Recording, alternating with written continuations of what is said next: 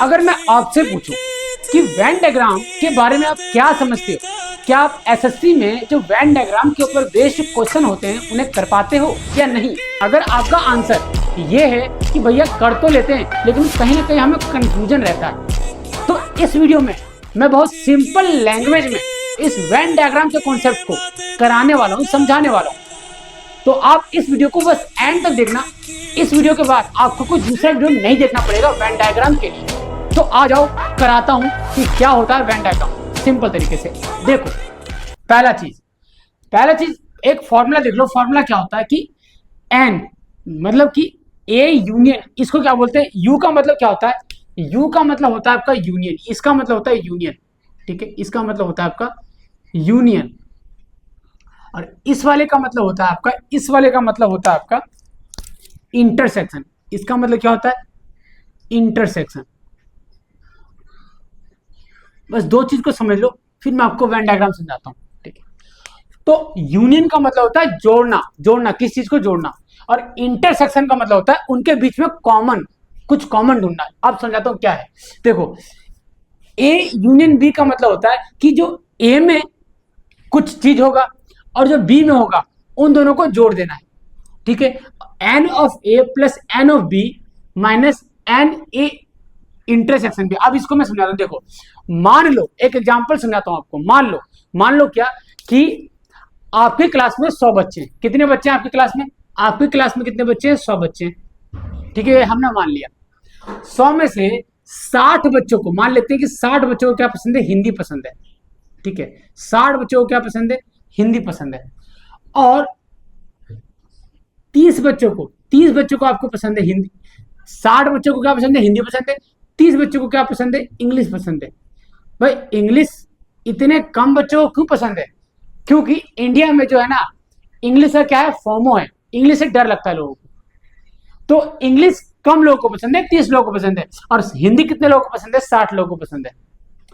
और इनमें से ऐसा तो होगा नहीं कि भाई जिसको हिंदी पसंद है वो खाली हिंदी सीखेगा और जिसको इंग्लिश पसंद है खाली वो इंग्लिश सीखेगा। ऐसा तो नहीं होगा। ऐसा होगा कि कुछ बच्चों को हिंदी भी पसंद होगा और इंग्लिश भी पसंद होगा। तो वो बच्चे, मान लेते हैं कि वो बच्चे हैं आपके 20 बच्चों को हिंदी भी पसंद है प्लस इंग्लिश भी पसंद है। मतलब 20 बच्चों को इंग्लिश और हिंदी दोनों पसंद है। तो जो हिंदी वाले बच्चे होंगे ना, मैं उसको ब्लू वाले, इस वाले, जैसे ये जो डायग्राम है ना, इसमें मैं आपको सेट करके दिखाता हूं कि ये जो डाटा है ना, इसको हम इसमें कैसे रिप्रेजेंट करेंगे, ठीक है। तो रिप्रेजेंट करते हैं। तो हिंदी वाले बच्चों को मैं ब्लू से रिप्रेजेंट कर रहा हूं। तो ये वाला हिंदी का गोला है। ये गोला किसका है? हिंदी का है। पीके वाला गोला नहीं है, ये हिंदी वाला गोला है। तो इस वाले गोला में हम ब्लू से भर देंगे इसको। तो ये जो बच्चे हैं इनको क्या पसंद है? हिंदी पसंद है। इन्हें क्या पसंद है भाई? हिंदी पसंद है। ये पूरा भर गया। ये वाला जो गोला है ना, इसमें हिंदी वाले बच्चों को मैंने बिठा दिया। अब इंग्लिश वाले बच्चों ने बोला कि भैया आपने हिंदी वाले बच्चों को तो बिठा दिया, तो हमें भी बैठाओ ना गोले में। तो हमने क्या किया कि इंग्लिश वाले बच्चों को भी गोले में बिठाया। तो गोले में बिठाएंगे तो ये रहा गोला उनका इंग्लिश वालों का, ये रहा गोला, ये रहा गोला, ये इंग्लिश वालों का गोला है। ये इंग्लिश वालों को हमने इसमें बिठा दिया। तो हिंदी वाले इसमें बैठ गए, इंग्लिश वाले इसमें बैठ गए। लेकिन आपने एक चीज नोटिस किया कि जब हिंदी वालों को मैंने भरा और जब इंग्लिश वाले को मैंने भरा, तो ये बीच का जो एरिया है ना, ये जो बीच का एरिया है, ये दोनों में आ रहा है। दोनों में ये एरिया आ रहा है, इंग्लिश वाले में भी आ रहा है और हिंदी वाले में भी आ रहा है। मतलब ये जो बीच का एरिया है वो कॉमन है। मतलब उसमें क्या है कि वो बच्चे होंगे जो कि हिंदी भी पसंद करते होंगे और इंग्लिश भी पसंद करते होंगे। तो ये कितने बच्चे? ये तो आपके 20 हैं। मतलब 20 बच्चे ऐसे हैं जो हिंदी भी पसंद कर रहे हैं और इंग्लिश भी पसंद कर रहे हैं, इसलिए बीच में कॉमन है। और हिंदी वाले कितने हैं? हिंदी वाले जो टोटल हिंदी का एरिया है, हिंदी वाले कितने हैं? वो आपके हैं 60।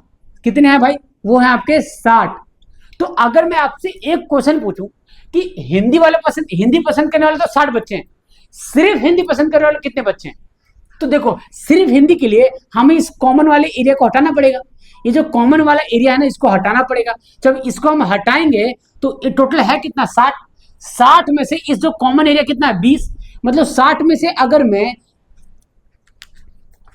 अगर इस 60 में से 20 को माइनस कर दूं, तो ये जो ओनली वाला है ना, ओनली हिंदी वाला, ओनली हिंदी, वो कितना हो जाएगा? वो हो जाएगा आपका 40। मतलब 40 बच्चे ऐसे हैं जिनको सिर्फ हिंदी पसंद है। 40 बच्चे ऐसे हैं जिनको सिर्फ क्या पसंद है, हिंदी पसंद है। इस तरीके से अगर मैं पूछूं कि सिर्फ इंग्लिश वाले बच्चे कितने होंगे, तो उसके लिए क्या करूंगा, ये जो कॉमन वाला एरिया है ना, ये कॉमन वाला एरिया, इसमें से भी माइनस कर दूंगा। और ये है कितने, इंग्लिश पसंद करने वाले बच्चे कितने हैं, 30 हैं। तो 30 में से हम 20 को माइनस कर देंगे, तो ओनली इंग्लिश वाले बच्चे कितने हो जाएंगे आपके, वो हो जाएंगे 10। मतलब 10 बच्चे ऐसे होंगे जिसको सिर्फ इंग्लिश पसंद होगा। अब मुझे ये बताओ, जो फॉर्मूला मैंने लिखा है इसका मतलब क्या है कि n of A union B equal to n of A plus n of B minus n of A intersection B. इसका मतलब ये है कि उन्हें कम से कम कोई एक सब्जेक्ट तो पसंद है, या तो हिंदी पसंद है या तो इंग्लिश पसंद है। ऐसा नहीं है कि उन्हें कुछ भी नहीं पसंद है, उन्हें कुछ ना कुछ तो पसंद है ही। तो इसका मतलब सिंपल ये होता है कि जो बच्चे हैं ना, एटलीस्ट वन सब्जेक्ट को क्या करते हैं, पसंद करते हैं।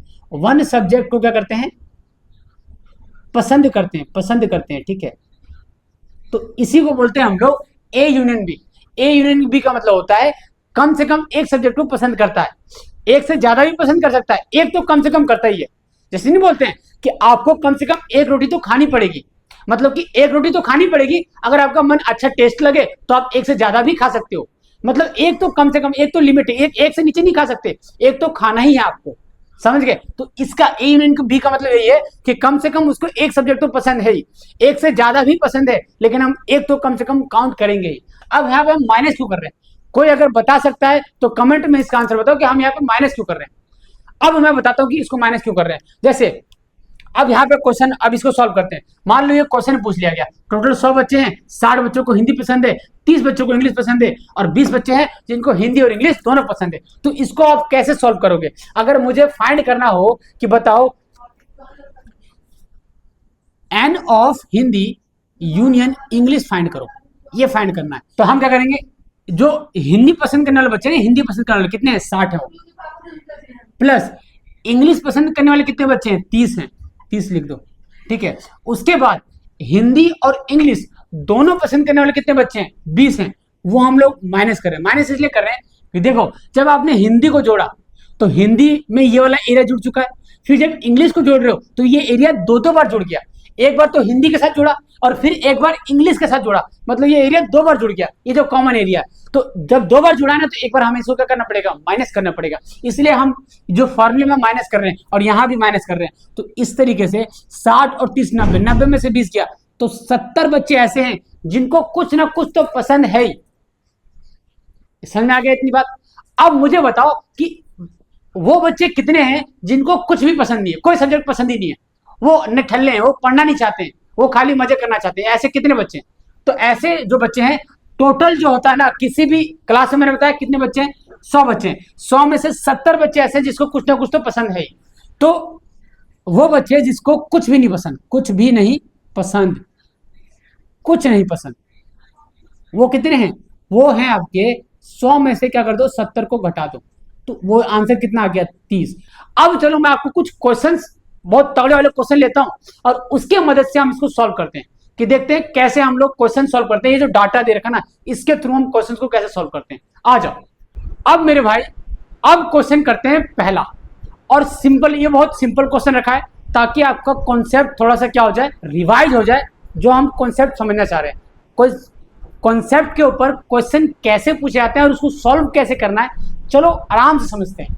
देखो क्या करना है, क्वेश्चन क्या है, किसी क्लास में स्टूडेंट कितने आपके, 60 स्टूडेंट है, 24 को पसंद है क्रिकेट खेलना, और 30 लोगों को पसंद है क्या, फुटबॉल खेलना, और 10 को दोनों खेलना पसंद है। तो बताओ ऐसे कितने हैं जिसको कुछ भी खेलना पसंद नहीं। सिंपल तरीका है, टोटल है कितने, टोटल जो है ना आपके, टोटल है आपके 60 टोटल है। फॉर्मूला क्या होता है, फॉर्मूला सिंपल है कि एन ऑफ क्रिकेट का मतलब हो गया सी, और यूनियन, और आपका फुटबॉल का मतलब हो गया F, equal to n of C plus n of F minus n of C intersection F. अब देखो सिंपल तरीका, बस फॉर्मूले को अप्लाई कर दो। क्रिकेट खेलना कितने लोगों को पसंद है, क्रिकेट खेलना भाई 24 लोगों को पसंद है, तो यहां लिख दो 24, 24 लोगों को क्रिकेट खेलना पसंद है। अगला फुटबॉल खेलना कितने लोगों को पसंद है? 30 लोगों को। 30 लोगों को क्या पसंद है? फुटबॉल खेलना पसंद है। माइनस ऐसे कितने हैं जिसको क्रिकेट भी खेलना पसंद है और फुटबॉल भी खेलना पसंद है? वो है आपके 10 लोग। तो 10 यहाँ लिख दो। ठीक है, आगे देखो। तो 24 और 30 कितना होगा? 54। उसमें से 10 घटा दोगे तो कितना बचेगा? 44 लोग ऐसे हैं जिसको कुछ ना कुछ तो खेलना पसंद है। या तो वो क्रिकेट खेलते हैं, या तो वो फुटबॉल खेलते हैं, या तो वो दोनों खेलते हैं। कुछ ना कुछ तो खेलते ही हैं। मतलब कि 60 में से अगर मैं 44 घटा दूं, मतलब कि जो अगर मैं 60 में से 44 घटा दूं, 44 घटा दूं तो कितना आ गया? कितना आ गया आपका? यह आ गया 60 में से 44 घटाते ही आ जाएगा 16। 16 लोग ऐसे हैं जिसको कुछ भी खेलना पसंद नहीं है। नाइदर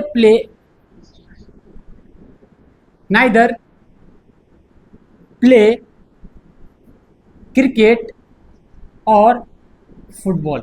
ना तो ये फुटबॉल खेलते हैं और ना ये क्रिकेट खेलते हैं। तो यहां से हमने कैसे निकाला? सिंपल तरीका, कॉन्सेप्ट को समझ लो, इसका स्क्रीनशॉट ले लो और आराम से समझना।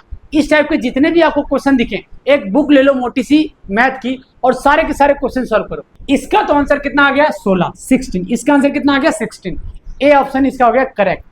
अब मैं आपको क्वेश्चन नंबर 2 कराता हूं कैसे करना है। अब मेरे भाई देखो, सेकंड क्वेश्चन जो कि थोड़ा हार्ड है, ये पूछा गया था SSC SI दिल्ली पुलिस 2019 में। तो चलो हम इसको करते हैं कैसे करना है। आओ पहले क्वेश्चन पढ़ते हैं। क्या लिखा है?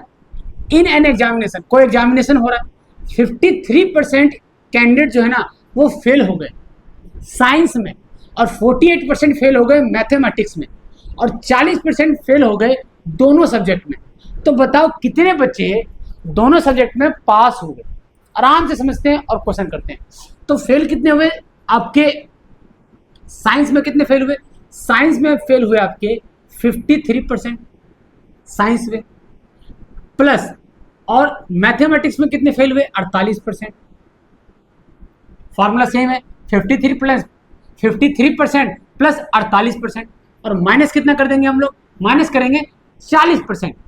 40% जो फेल हुए हैं वो दोनों में हुए, तो 40% को हम क्या कर देंगे? यहाँ पे माइनस कर देंगे। सिंपल फॉर्मूला लगा रहा हूं मैं, ठीक है। इक्वल टू, तो ये आपके साइंस में और मैथमेटिक्स में जितने लोग फेल हुए हैं ना वो आ गया। साइंस में और मैथमेटिक्स में फेल होने वाले बच्चों की जो नंबर आ जाएगी, परसेंटेज आ जाएगा, वो यहां से आ जाएगा। अब देखो 48 में से 40 गया तो बचेगा 8, 53 में 8 जोड़ देंगे तो आ जाएगा 61%। ये हो गया 61%। ऐसे बच्चे हैं जो किसी ना किसी सब्जेक्ट में तो फेल है ही। मतलब कि ये वाले अगर फेल हैं, टोटल स्टूडेंट होते कितने? अगर किसी क्लास में पूछूं तो आपके मालूम है, मैंने पूछा कि आपकी क्लास में कितने स्टूडेंट है, आप बोलोगे हमारी क्लास में 100% स्टूडेंट है। 100% में से 61% जो है वो फेल हो गए। तो बचे कितने भाई? बचे कितने? जो पास होने वाले स्टूडेंट है ना, पास होने वाले स्टूडेंट वो है आपके 100 माइनस 61, तो कितना बचा? 39। 39 स्टूडेंट ऐसे हैं, 39% स्टूडेंट ऐसे हैं जो कि पास हुए हैं दोनों सब्जेक्ट में, तो उन्हें कहेंगे हम लोग 39%। और ऑप्शन कहाँ आ रहा है? ऑप्शन बी है। इसका आंसर क्या हो गया? बी। तो अगर आपको समझ में आया हो तो वीडियो को लाइक करके कमेंट में लिखे भैया समझ में आ गया। अब मैं आपको तीसरा क्वेश्चन कराता हूं, थोड़ा डिफिकल्ट है लेकिन हम आसानी से कर लेंगे। अब मैं आपको कराता हूं बहुत ही टफ और मोस्ट इंपोर्टेंट क्वेश्चन, इसको देख के ही जाना। यह क्वेश्चन पूछा गया था SSC CGL Tier 2 2016 में, और इसके ऑप्शंस क्या क्या है? 60,000, 50,000, 30,000 और 25,000। तो अब इसको पढ़ते हैं और सॉल्व करते हैं। आ जाओ, क्वेश्चन क्या बोल रहा है? किसी एग्जामिनेशन में 73% स्टूडेंट या कैंडिडेट जो है ना वो पास हो गए क्वांटिटेटिव एप्टीट्यूड में। तो कितने पास हुए? 73%। ठीक है, ये हुए क्वांटिटेटिव एप्टीट्यूड में पास। आगे देखो 70% पास हुए जनरल अवेयरनेस में, तो जोड़ दो 70% जो है ना वो जनरल अवेयरनेस में पास हुए। आगे देखते हैं 64% पास हुए दोनों में, तो दोनों को यहाँ पे क्या करते हैं हम लोग, माइनस कर देते हैं। 64% वालों को, दोनों वालों को, बोथ वालों को हम लोगों ने क्या कर दिया, माइनस कर दिया। तो ये निकलेगा किसका, ये निकलेगा quantitative aptitude union general awareness का नंबर निकल जाएगा, कितने लोग पास हुए हैं। ठीक है, आगे देखते हैं। तो ये 70 में से 64 गया, तो बचेगा कितना आपका, 6 बचेगा। 6 को इसमें जोड़ दो तो ये हो जाएगा 79%। मतलब 79% ऐसे स्टूडेंट है जो किसी ना किसी सब्जेक्ट में तो पास हुए हैं, या तो क्वांटिटेटिव एप्टीट्यूड में पास हुए हैं या जनरल अवेयरनेस में पास हुए हैं। लेकिन ऐसे स्टूडेंट कितने हैं जो कि किसी में पास नहीं हुए, और वो कौन है, वो होंगे, देखो टोटल नंबर ऑफ स्टूडेंट कितने होंगे 100%, उसमें से 79% किसी न किसी में पास हुए हैं। मतलब कि अगर 100 में से माइनस कर दूं, 100 में से मैं 79% को माइनस कर दूं तो कितना बचेगा, ये बचेगा 21%। और ये जो 21% है ना, वो किसी भी सब्जेक्ट में पास नहीं हुआ है। मतलब कि वो आपका यहाँ पे जो पास नहीं हुए वो कितने हैं, 6300। वो जो है ना आपका ये वाला वैल्यू इक्वल टू हो जाएगा 6300 के। ठीक है ना। अब अगर 1% की वैल्यू निकालोगे तो वो कितना आ रहा है, 6300 डिवाइडेड बाय 21। 21 से 3 बार में कट जाएगा 63 और 2 जीरो लगा देंगे। ठीक है, 300। 1% की वैल्यू कितने है, 300 आ गए। अब मुझे क्या पूछ रहा है, total number of candidate. Total number of candidate कितने, 100%, 100 से गुना कर दो। तो 100 से जब इधर गुना करेंगे तो 300 में भी 100 से गुना हो जाएगा। तो जब 100 से गुना होगा तो इसकी वैल्यू कितनी आ जाएगी, 30, और ये हो जाएगा 1000। तो इनमें से कौन सा ऑप्शन सही है, आप मुझे कमेंट करके बताओ, देखता हूं आपने पहचाना कि नहीं पहचाना। और इस टाइप की अगर वीडियो और आपको सीखना है तो मेरे चैनल को सब्सक्राइब करो, इस वीडियो को लाइक कर दो। और अगर आपको थ्री सर्कल वाला वेन डायग्राम भी अगर सीखना है मुझसे तो कमेंट में लिखो 3 सर्कल वाला वेन डायग्राम भी सिखाओ, तभी मैं आपको नेक्स्ट वीडियो में वो वाला कॉन्सेप्ट पढ़ाऊंगा।